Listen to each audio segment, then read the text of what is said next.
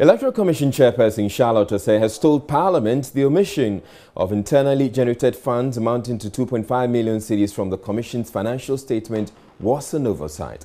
Madam Osei was summoned to Parliament on Wednesday to explain the failure to disclose the amount accrued from the sale of accreditation cards and the replacement of voter ID cards prior to the 2016 election. Accompanied by one of her deputies, she is engaged in a public spat with over her management of the Commission. The EC chairperson told MPs the funds are in the Commission's account at the GCB Bank. Chairman, from the records available to us, we had 4,271 applications from interested media houses for accreditation. Out of that, the Commission charged a fee of 10 Ghana cedis per card. This covered the actual cost of printing the card, the lamination, the provision of tags, which was 8 Ghana cedis, exclusive of VAT and NHIL. That's what the printer charged. There were also 273 journalists, technicians, political party and candidates, representatives, and observers who were accredited without charge to cover the processes at the National Collation Center. So we also, other than the 4,271 cards we issued to the media, we issued 273 cards to the other parties who were allowed into the National Collation Center without charge. So in total, we collected 42,710 Ghana cedis, was collected from the media houses. We paid out to the printer 42,713 Ghana cedis for the printing. Yeah. So, Mr. Chair, that has to do with the first question, the total amounts collected from media reps. The second question is to do with the replacement cost for lost or misplaced voter ID cards and how these amounts have been applied. Mr. Chair, we charge a fee of 5 Ghana cedis for each card that is replaced.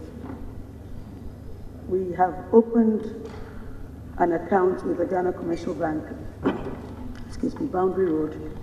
We opened this account on the 22nd of December 2015. And all monies we charge for replacement for lost or misplaced ID cards go into that account.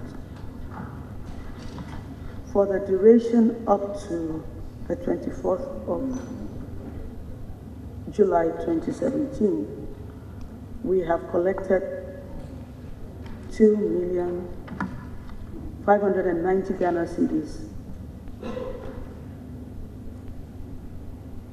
590,000 Ghana cedis, 80 cedis, and 47 pesos.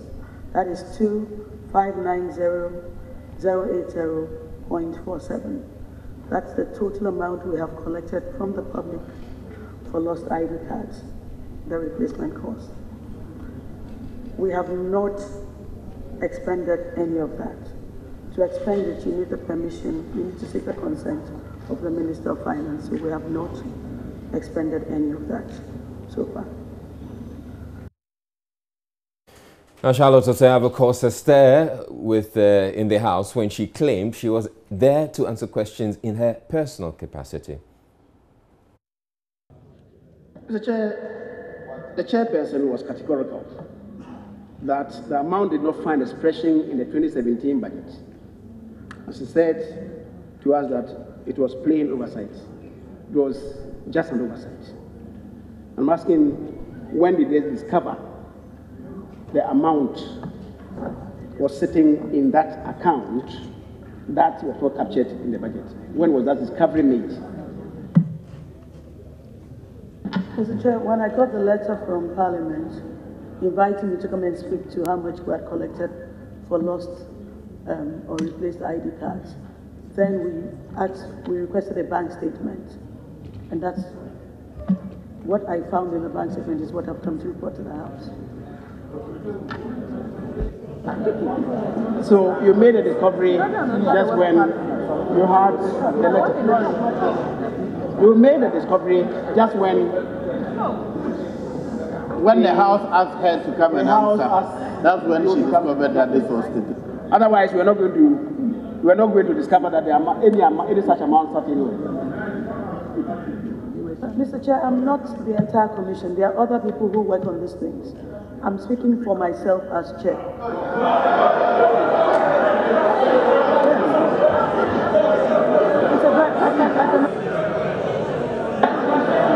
Thank you very much.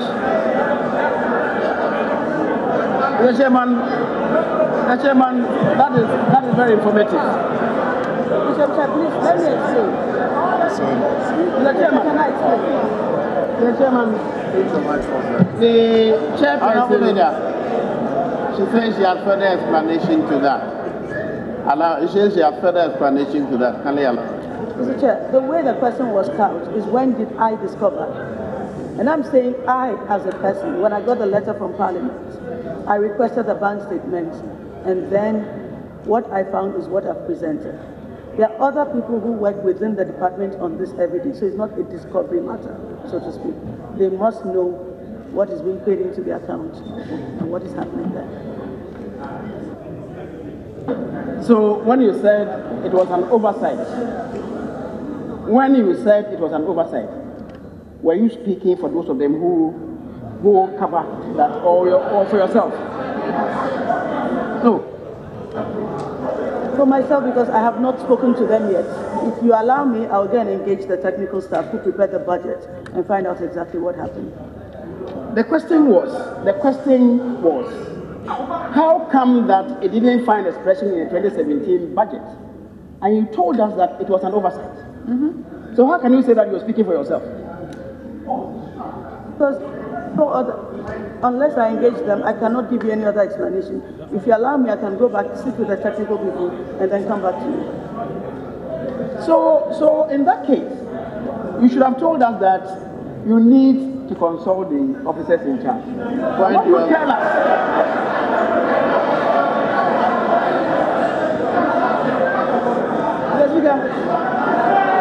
Mr. Speaker, I don't know whether any group here in this house is constituting itself into the defense force for the Electoral Commission. I can't understand this.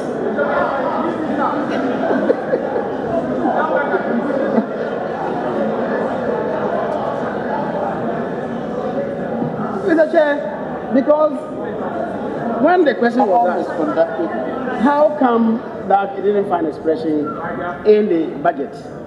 The response was that it was an oversight. If it was your personal oversight and not that of the Commission, certainly it should have found expression in the budget. So I think the necessary understanding or implication was that it was an oversight on the part of the Commission.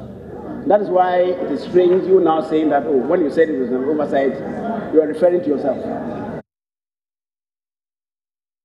The majority and minority in Parliament are divided over whether Electoral Commission boss Charlotte Osei satisfactorily answered questions for which she was summoned to Parliament Wednesday. It emerged at the sitting that the EC budget failed to account for 2.5 million cedis the Commission raised from the replacement of voter ID cards.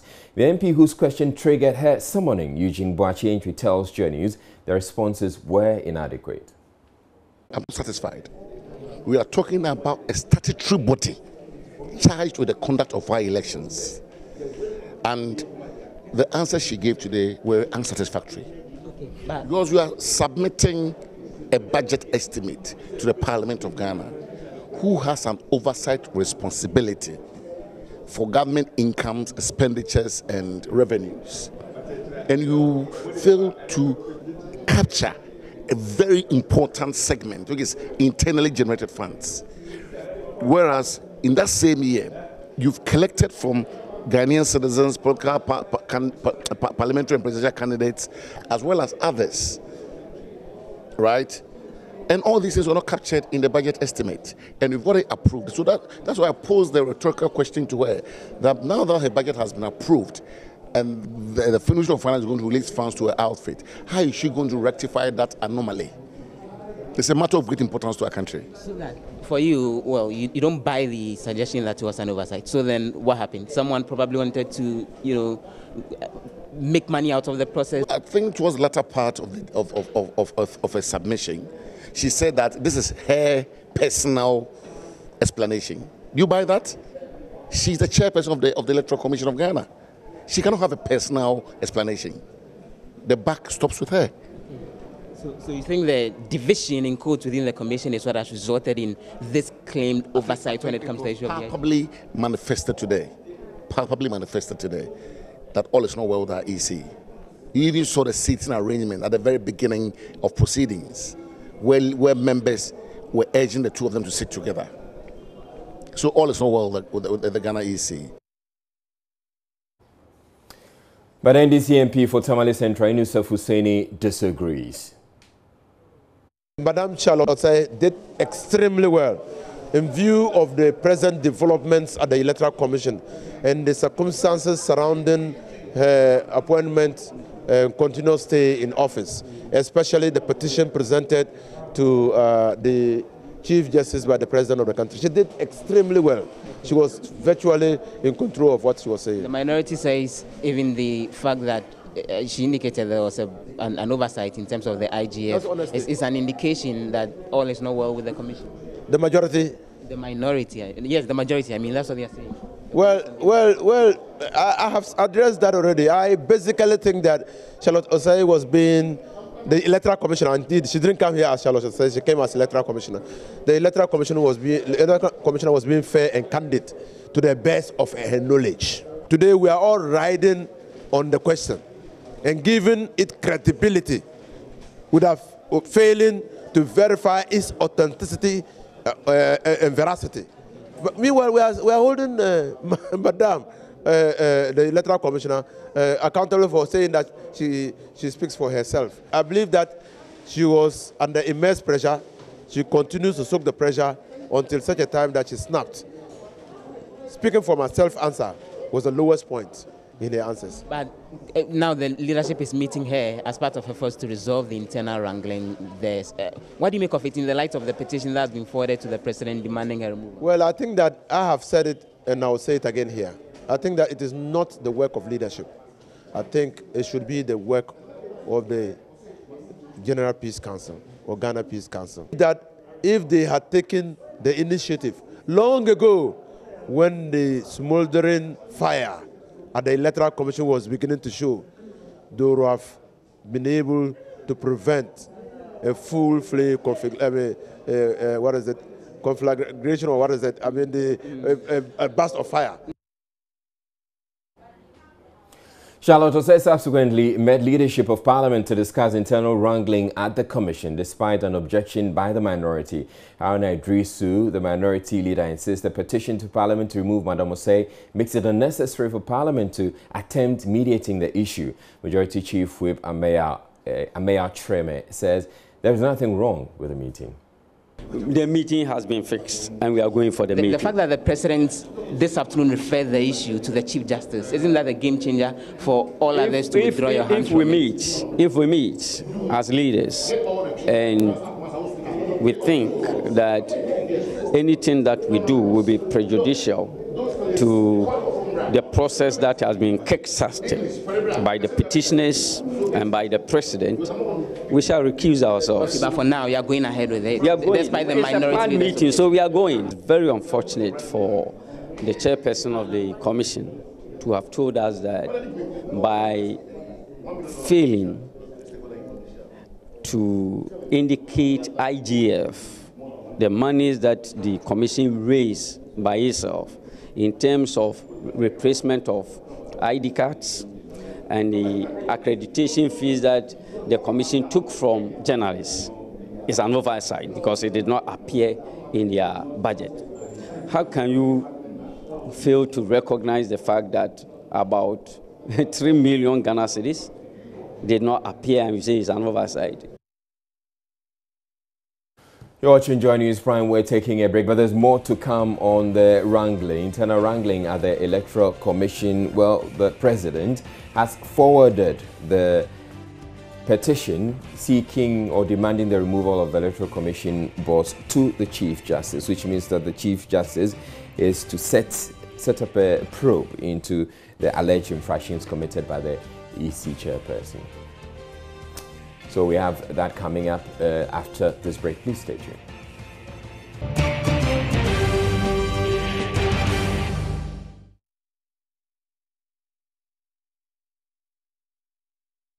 President Akufo-Addo has forwarded the petition seeking the impeachment of Electoral Commission Chairperson Charlotte Osei to the Chief Justice.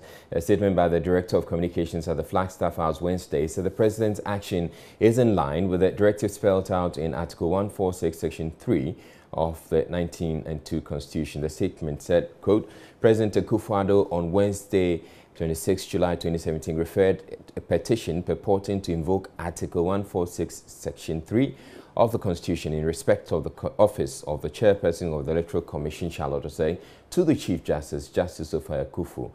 Whilst the President was out of the country, the office of the President received a petition initially undated and unsigned against the Chairperson of the EC. Subsequently, Counsel Maxwell Opoku-Agyeman Esquire, by a letter dated 20th July 2017, wrote to the office of the President setting out the names of the petitioners and the date of the petition.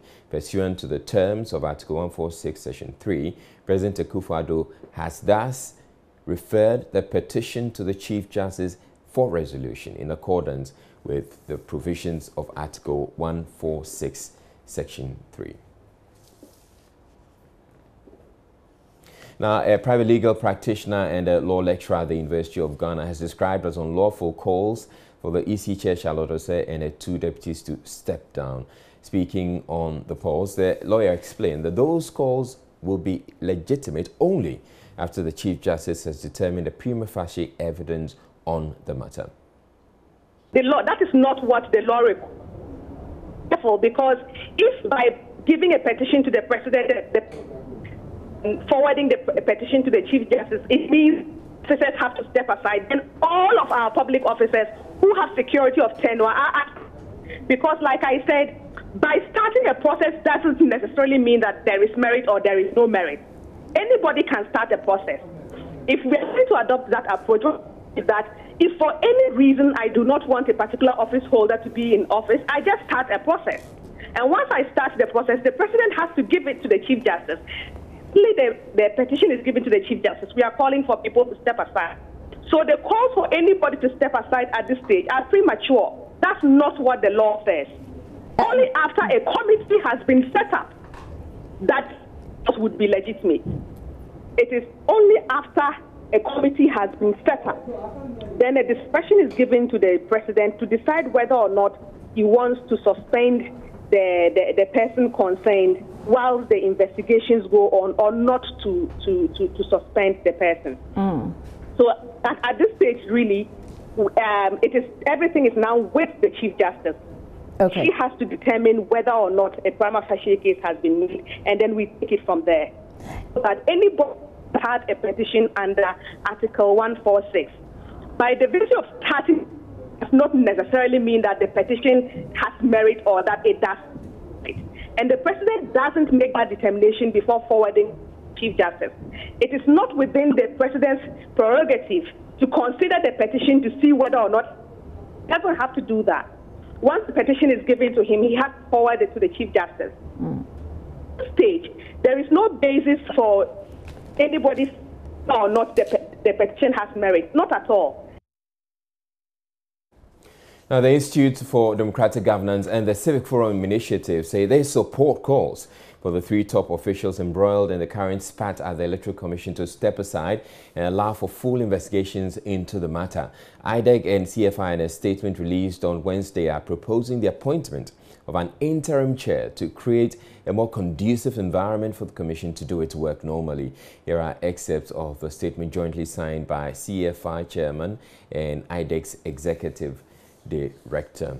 Now, the statement goes, the Institute for Democratic Governance and Civic Forum Initiative observed with great concern the leadership conflict that has engulfed the Electoral Commission and attracted the attention of the public and the media. Within the brief span of 1 month, the Deputy Chair responsible for corporate services has been suspended upon the recommendation of the Economic and Organized Crime Office, EOCO. A petition has also been filed calling on the President to initiate impeachment proceedings against the chair of the EC. Lately, the chair and the 2 deputies have traded accusations of corruption, impropriety and incompetence.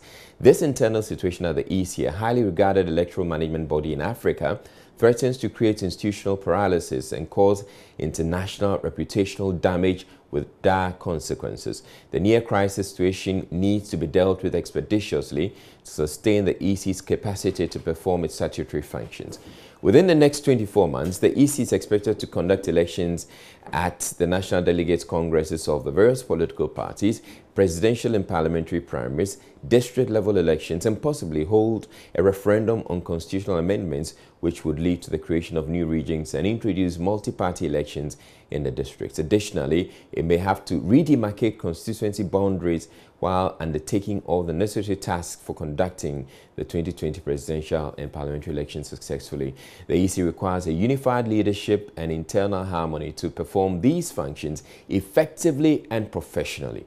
The risk of failure is high with the current impasse and could trigger wider political and constitutional crisis, especially if the EC were unable to adhere strictly to the implementation of its electoral calendar. Obviously, the issues underpinning the unfolding crisis are complex and therefore would require carefully thought through and appropriate interventions to address them holistically.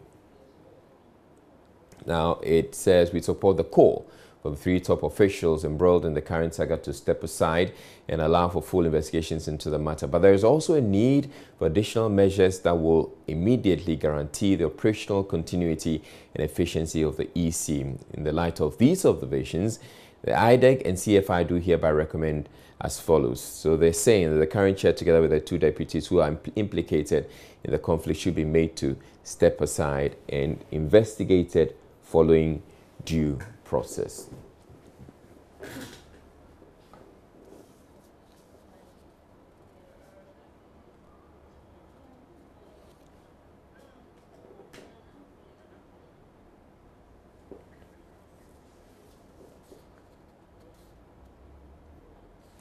Right, you're watching Joy News Prime. We're taking a break at this point and we'll bring you business news thereafter. But do stay tuned. We have a lot more coming up.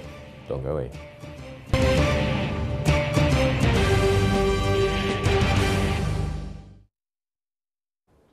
Hello again, a very good evening to you and welcome to Business. Ghana is likely to have an operational commodities exchange in 14 months. The commodity exchange will be a modern market platform for buyers and sellers to trade in agric produce under a warehouse system. Speaking to Joy Business at a seminar to discuss the establishment of the implementation of the exchange, project coordinator for the commodity exchange said the initiative will improve credit worthiness of farmers and also help them attract adequate financing. The seminar brought together stakeholders in the agric sector to discuss the establishment of a commodity exchange between Ghana and the Ivory Coast. The Ghana Commodity Exchange GCX is expected to create orderly, transparent and ready markets for goods that were produced by farmers. Speaking to Joy Business, the GCX project coordinator Robert Douna O said the project could come into operation in about 14 months. Actually, establishment itself can be done within 8 weeks. But then, for it to go operational, we will need an additional month.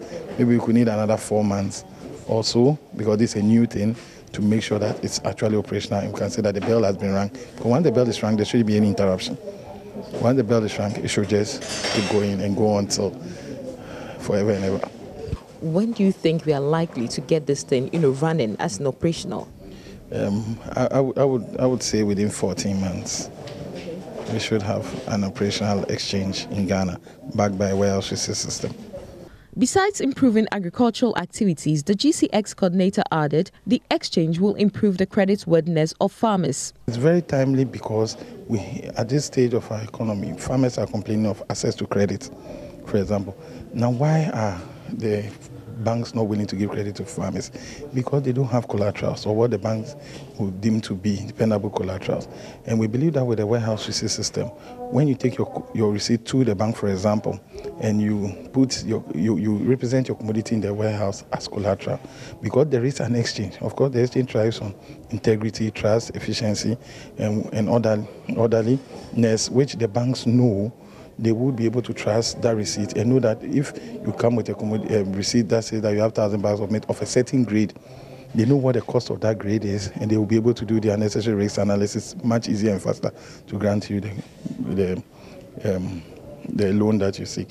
The exchange will be a platform for trading in food items such as maize, paddy rice, beans and groundnuts.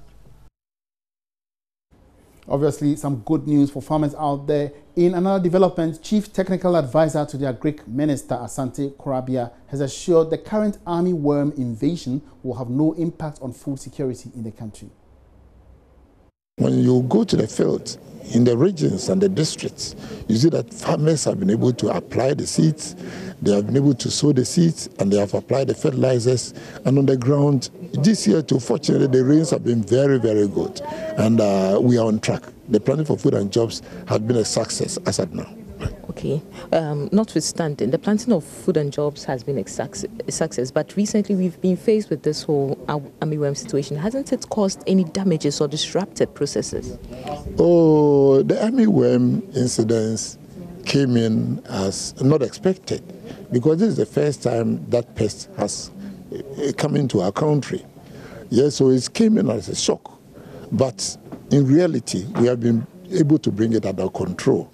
Chemicals have been distributed to all the districts in the country.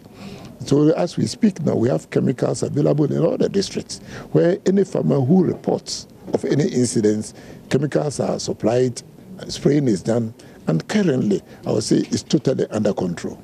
But how many hectares have we lost, and how is this going to affect our output? Oh, the hectares lost, we have lost less than 4% of the hectares of produce that has been planted, and 4% will not be able to affect our output. What is happening is people are misconstruing affected area to destroyed area. You see, it's like malaria. When somebody is affected with malaria, he goes to the hospital, he's treated, he gets well, and he continues living. It doesn't mean that everybody who has got malaria is dead. This is what is being peddled around, which is very unfortunate. The pests came around, they went to fields, we sprayed and destroyed them, and the fields are healthy. So it doesn't really have impact on the total produce. And as I'm saying, just about 4%. And it will not have impact on our food security. And all that we are producing and the planning for food and jobs are secured. And away from Agric, 53 districts have been identified so far to attract funding under the One District, One Factory initiative. The 1D1F Secretariat has also received 400 business plans, out of which 63 have qualified so far to obtain ready funding under the initiative. These 63 are businesses that require capital of less than $20 million. This came to light as a forum organized by the Association of Ghana Industries, AGI, and the 1D1F Secretariat. It was addressed by Deputy Minister of Trade and Industry, Ahumka Lindsay. As I said, we have not been standing still. So as we speak, I can give you the numbers. Sorry, one of the things that comes with age is that the lenses go. You need these things to help you. So I have the latest numbers in terms of the actual businesses. And, you know, one of the things that has been very positive to hear is this. You know, clearly the misheld view that our industry, Ghanaian industry, is incapable of leading is not true. Because what we have seen is a very clear voting with your footsteps, with your actions to show that this whole essence, the one district, one factory, the industrialization of our country, you not only want to, you're actually ready for it and engaged to make that happen, which makes our life easier as we seek to provide the very framework to support you. So as on the 21st of July, we have had close to 400 business plans that have been presented to the One District, One Factory engine. And I call it the engine because it's an engine. It's at the very heart of what all aspects of government are doing. we're trying to support that because we realize that the success of this is a factor of energy, it's a factor of what is happening in the infrastructure, it's a factor of what is happening at the ports, etc. So we have had close to 400 business plans that have been presented. Now, this is interesting because if you look at those 400 and odd business plans presented, over 331 of those are actually business plans. So I'm not talking about somebody just writing a couple of sheets and saying that I have a dream to build X. And as the chairman was saying, these are business plans that we feel are of substance. We've analyzed over 331 of these business plans. And of those 331 business plans, 63 of them are $2 million and above, and are of a nature and of a structure that, as we speak today, it is ready to go forward. So these are businesses that know what they're doing, they engage in what they're doing, and frankly, all they want us to do as government is put the facilities, etc., in place and get out of their way. So they are ready to go in terms of what we've engaged. Of the balance, 268, 175 of them are an average size of $500,000 to $2 million. And those are a mixture in terms of, let's say, the quality of the bankable business plan. I've spent a bit of my time in the banking environment, so. All right, so finally, before we go, new details from Tullow Oil now suggest work on the Jubilee FPSO could end in 2 years. The oil exploration firm disclosed this in its half-year results released in London on Wednesday. It is not clear for now whether this could result in fresh shutdowns on the Jubilee field in 2018 and 2019. Group Chief Executive of Tullow Oil, Paul McDart, has, however, assured that they are working hard to address the challenge on the Jubilee field. And that's all in business tonight. Many thanks for your attention. My name is Emmanuel Abuaji. We are fit for more business. Log on to myjohn9.com/business. Good evening.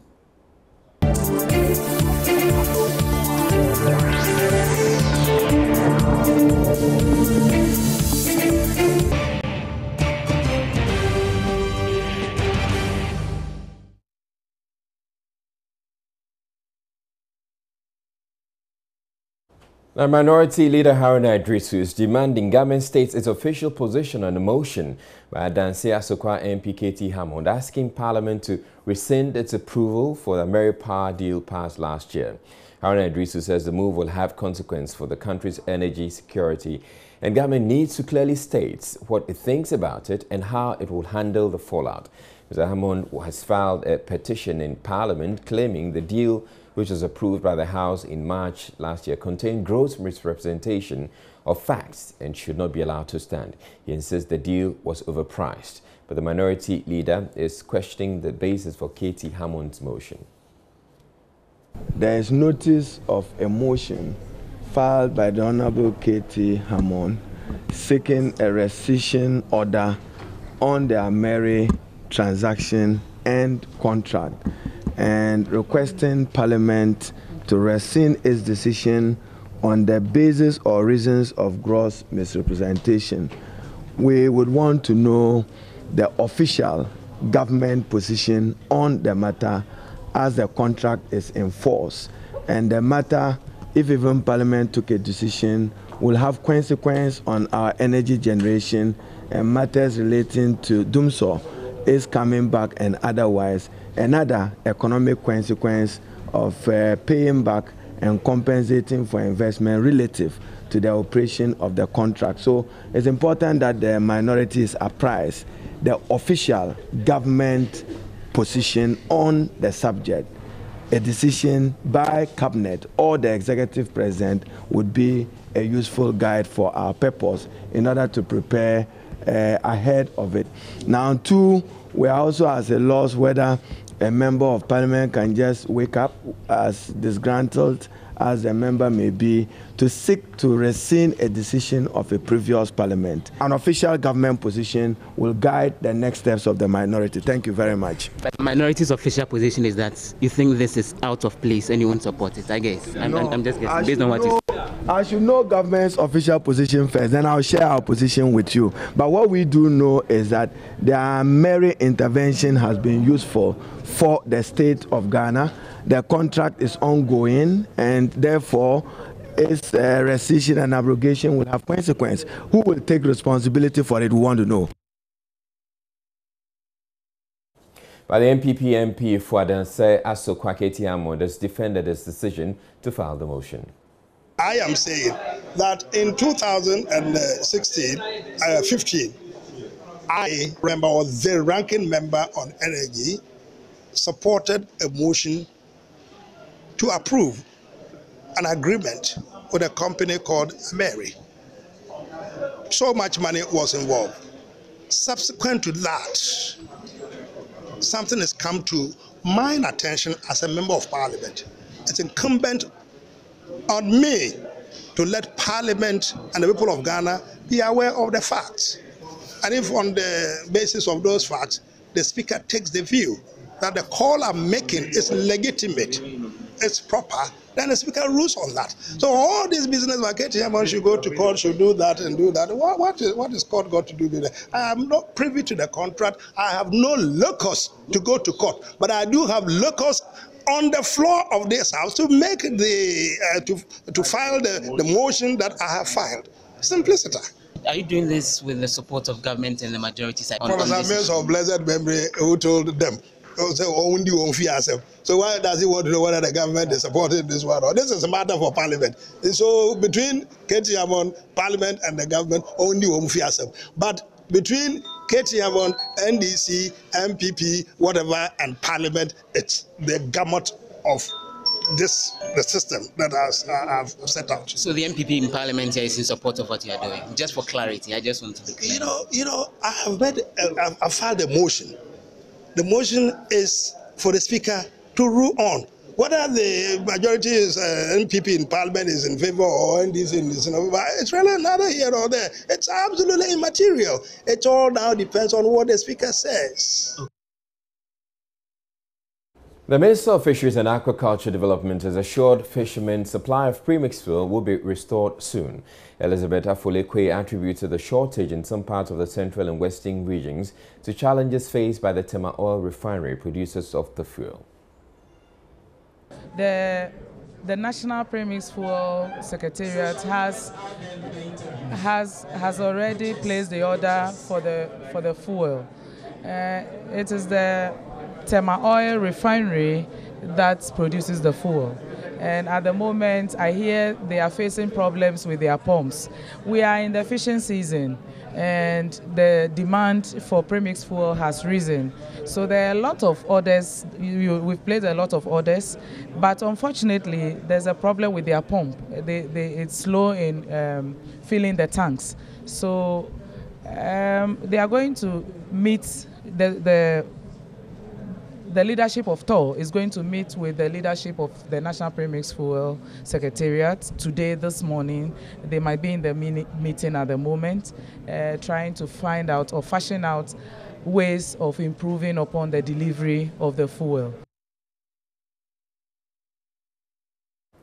Well, the Tema oil refinery has, however, rejected suggestions a faulty pump is to blame for the shortage.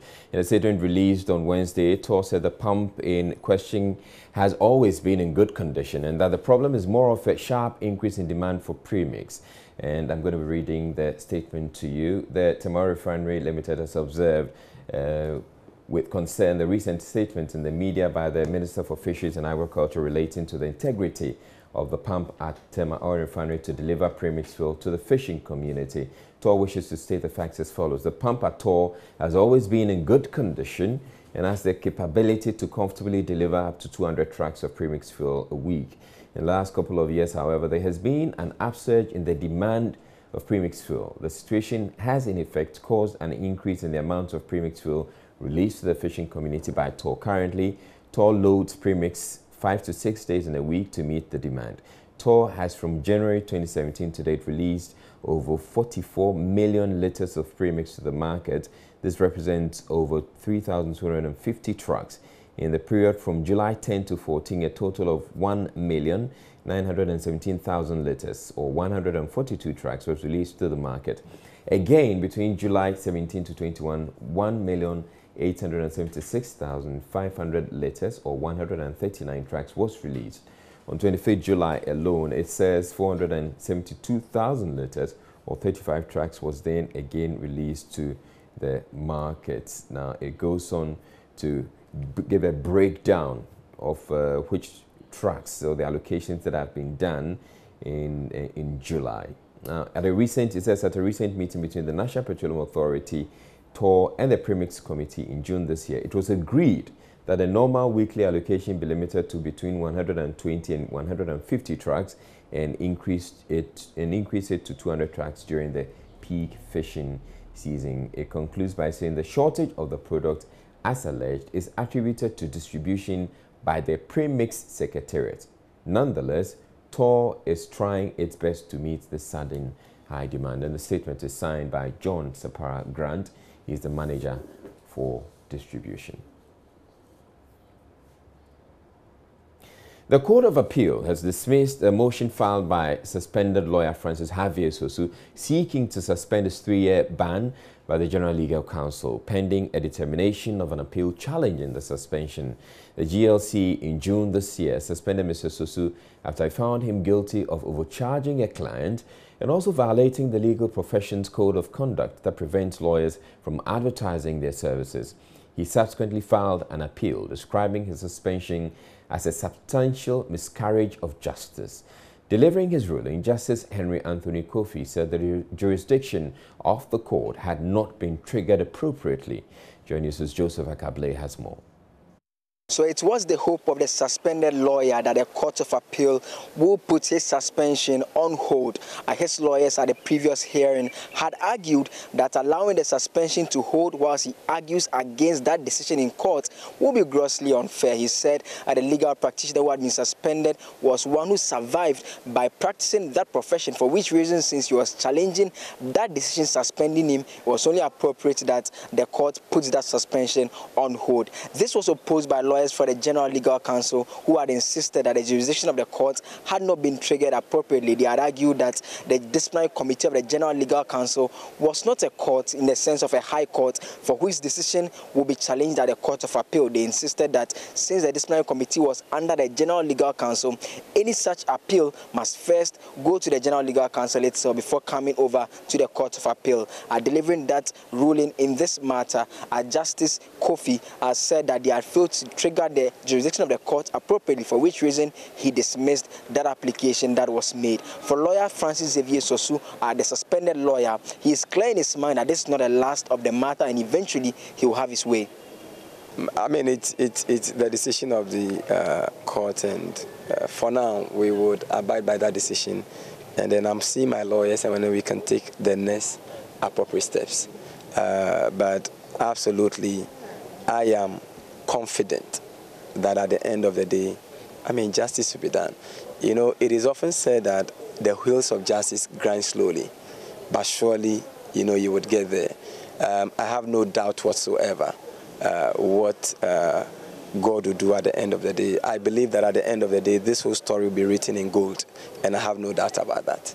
So the action initiated by the suspended lawyer here at the Court of Appeal, which is located at the premise of the Supreme Court, has failed. What remains to be seen is where next the suspended lawyer will be taking his fight against the General Legal Council to. Reporting for Joy News, my name is Joseph Akable from the Court of Appeal. Now, still at the court, this time at the Bekan District Court, lawyers for Abelenkpe Marco branch manager Jihad Shaban, who is standing trial for assaulting a caterer at the restaurant on Wednesday, managed to get the judge to hold on with delivering her ruling. They explained they were seeking an out-of-court settlement with the caterer. Jihad, who is accused of shoving the face of Evelyn Boachi into blended pepper, was arraigned before the court on the charges of offensive misconduct, assault and causing harm. Just when Magistrate Victoria Gansa was about delivering her judgment, lawyer for Jihad, led by Julio de Medeiros, told the court they had succeeded in getting the caterer to agree to an out-of-court settlement, the terms of which had been filed at the court on Monday, July 24. Joseph Akable again has the rest of the story. So I'm here at the Bekan District Court. The courtroom is right behind me, and it's about 9 a.m. In some few minutes' time, the court will be sitting where you have the case involving Jihad Shaban being heard by the court. The indication is that judgment will be delivered, and that is what we are looking out for.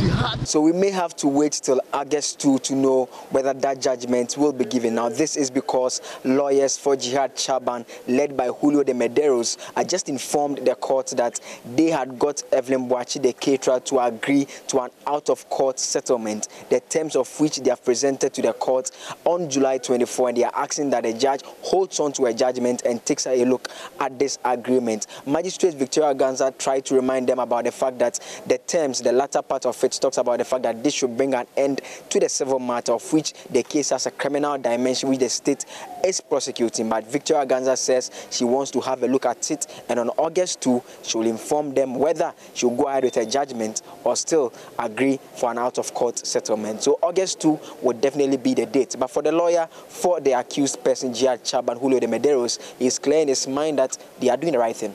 As I've always said time and again, even in criminal matters, especially at the magistrate court, where the parties are amenable to settlement, the court in such circumstances can grant leave for the parties to settle. Whilst the matter was going on, the parties, i.e. the accused and the complainants, met with the help of counsel, their counsels, me and the counsel for the complainant, and started some settlement talks in an attempt to bring the matter out of court. Fortunately, I'm happy to inform you all that we were able to have this matter settled. We had the matter settled on Monday. We filed the terms. Monday when? When is Monday? Just this? Yeah, just okay. 24. Yeah, so we filed the terms of settlement. If you say you had the matter settled, what exactly do you mean? What I mean is that the parties agreed that they were going to settle the matter out of court, and which they indeed did. That is what I mean by... So are you saying... You had more than 3 months. Why did you push for this at this particular hour when you had some few days to the judgment being delivered? You see, nothing stops the party from settling this matter. Nothing stops them from talking. We've been talking. We've said time and again that this is a matter that we think that can be settled out of court. Even though there is a criminal element of it, the laws of Ghana itself provides that even in criminal matters, parties can settle. So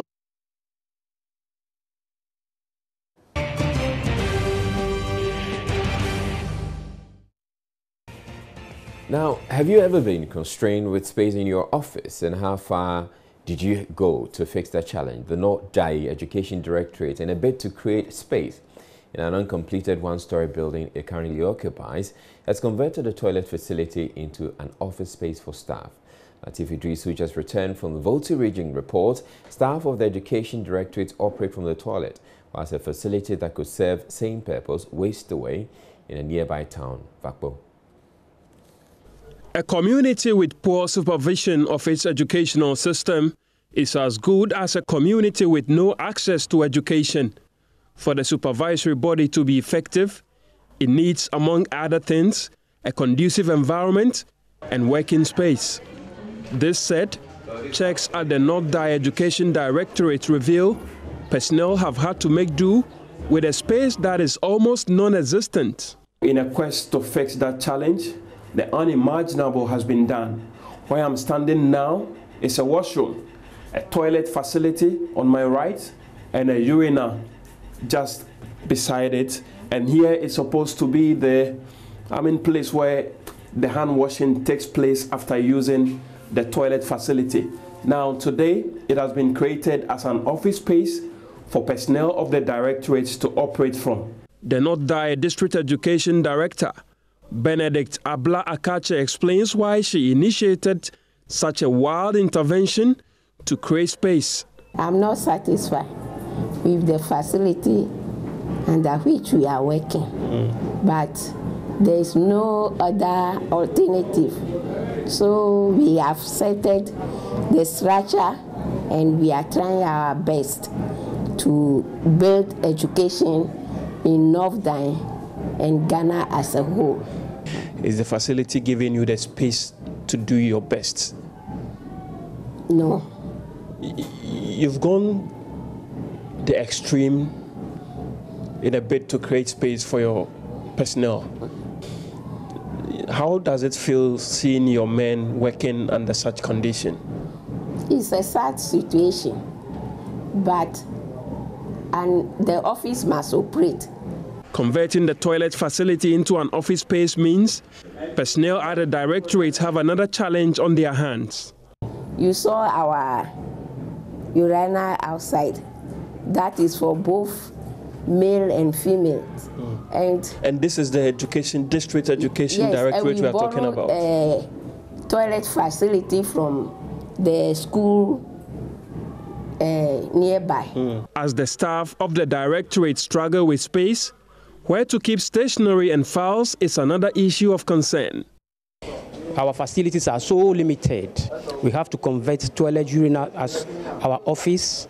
We don't have a store where we deposit our materials. Our logistics are just hanging. So whenever those things come, we don't have anywhere to place them. We are so much disturbed about the facilities we occupy here, being the headquarters of the educational delivery in the district. So I'm seated at the toilet, and you can see that just behind me, the closet there.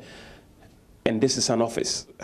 So you have the most challenging of a task operating from a toilet facility. The desire to work is what is keeping us here. And the motivation has been that we really want to see education going forward in North Dine, for that matter, Ghana. That's how come we find ourselves here. And are you able to deliver, work, give out your utmost best, considering the environment from which you operate? Really, we are doing what we can do. While personnel of the directorate work under this harsh condition, this facility with office spaces, which according to sources was wrongfully cited here some 5 years ago, continue to waste away. It has a history, if you wouldn't mind. If it is abandoned, maybe it will be too strong a word. Yes, indeed, it has not been put into use, but for a reason. I am told that, you see, the Fodome sounds like Fodome of a certain district, of a certain town in another district, of which I'm told that the project was supposed to go there, and it has come here. And so since then, nothing has happened to it. Of course, I've also been thinking, like you put it to me, now why not put that place into use? Because this is a 6-unit classroom with 2 or 3 offices or so, which can suffice for the very use that we are talking about. Until this challenge is fixed, education in the North Dai district will be supervised by frustrated personnel, which directly will negatively impact on teaching and learning in the over 66 schools currently running under the district. Latif Idris, Joy News, Fakpo in the Volta region. The Vice President has tasked local authorities in the Tamale metropolis to demolish structures sited in waterways. He blamed the devastating floods on the poor planning of the metropolis. 3 persons have reportedly died and thousands displaced following a heavy downpour in the northern region capital on Tuesday. Correspondent Martina Bugler reports the city is going through the annual ritual of flood over the past few days, but Tuesday's downpour has been frightening for many residents. Dr. Mamadou Bamia, who led a delegation to assess the situation on Wednesday, said government will prioritize the construction of drains in the city. Without some of these drains, we will have, a continuation of these problems. And I think that we have to identify some of the key drains and make sure that there is priority. I don't believe that it is a problem of resources. It is really a question of prioritization of what we need to do. And if we think that the drains are a priority, then we should then allocate the resources either from the district assembly or from the central government or from the $1 million per constituency fund to deal with some of these problems. So I think that what we have to do is to prioritize some of these things and do it. I think, of course, we will try to help some of the families, and we have actually been doing so, who have been affected personally. I've lost, as I said earlier, one of the four victims that we've seen in terms of loss of life is a direct classmate of mine, and I went to visit the family today to console them. And so we have to make sure, ultimately, that what happened after this storm that it doesn't happen again. We have to prevent the recurrence of this. We don't want to come back next year and something like this has happened again. It will mean we haven't really learned any lessons. So I think that the regional coordinating council with the district assemblies and the traditional authorities should get together and let's find a lasting and a permanent solution to this. A Deputy Minister of Health has charged newly inducted pharmacists to use the knowledge they have acquired to impact society. Tina Mensah believes selflessness, empathy, integrity and truth should be their hallmark in the discharge of quality health care. She was speaking at the induction ceremony for newly qualified and registered pharmacists in Accra. Out of the expected 283 candidates who passed the October 2016 Ghana Pharmacy Professional Qualifying Examinations, 231 candidates were presented. 50 candidates out of the expected 70 who also passed the exams in April 2017 were presented. In her address, Deputy Minister for Health, Tina Mensah, says, in order to ensure quality healthcare delivery in the country, the ministry has implemented measures to address challenges faced by health workers. The minister charged the inductees to influence society with the knowledge acquired in healthcare delivery. I must encourage you to put much emphasis on government policy direction of ensuring equitable and sustainable access to priority, efficacious and safe medicines and other health technologies of accepted quality for the benefit of the nation. These must be factored in your professional assignment as you take off as pharmacists and critical members of the health team. As part of effort in achieving this objective, the ministry has instructed the Pharmacy Council to design process to identify ineffective workflows, structures, or systems and to redesign them to fit current business needs. In his remarks, President of the Pharmaceutical Society of Ghana, pharmacist Thomas Appiagyei, tasked the inductees to eschew mediocrity and rather work hard to develop and grow their character and competence. He cautioned them not to fall prey to the desire of becoming rich and affluent and rather strive to make an impact. As pharmaceutical care providers, we need a character steeped in sound moral values. Today's world is described in many terms as digital, globalized, and postmodernism. People cannot wait. Many things are sought for and sometimes obtained instantly. And this has dangerously seeped into the social moral fiber that apprenticeship, waiting and patience are lost. 171 of the newly qualified and registered pharmacists were trained at the Kwame Nkrumah University of Science and Technology, 29 from the University of Ghana, 72 from the Central University, and 8 from different universities abroad. Right, thank you very much for watching. My name is Uzolai. You have a good night.